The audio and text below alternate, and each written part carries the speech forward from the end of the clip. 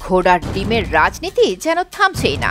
কথাটা ঘোড়ার ডিম হলেও আমাদের আলোচনার বিষয় আসলে মুরগির ডিম।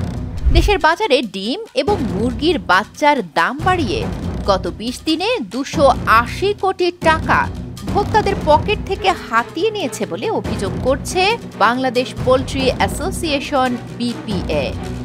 শনিবার ৫ অক্টোবর এক সংবাদ বিজ্ঞপ্তির মাধ্যমে এমন অভিযোগ করেন সংগঠনটির সভাপতি মোহাম্মদ সুমন হাওলাদার। বিগত আওয়ামী লীগ সরকারের আমলে ডিম নিয়ে রাজনীতি কম কিছু হয়নি। সিন্ডিকেটের দৌরাত্ম্যের পরও বিগত সরকার নানাভাবে চেষ্টা করে কিছুটা হলেও দাম কমাতে পেরেছিল, যদিও তখন এইসব সিন্ডিকেটের সাথে সরকার দলীয় বিভিন্ন নেতাকর্মীদের যোগসাজশ আছে বলে সাধারণ মানুষ মনে করত। কিন্তু এখন তো তেমন রাজনৈতিক প্রভাবশালী কেউ নেই। তাহলে এখন সিন্ডিকেটধারী কারা? তারা বাজার নিয়ন্ত্রণ করছে কোন সাহসে এবং শক্তিতে?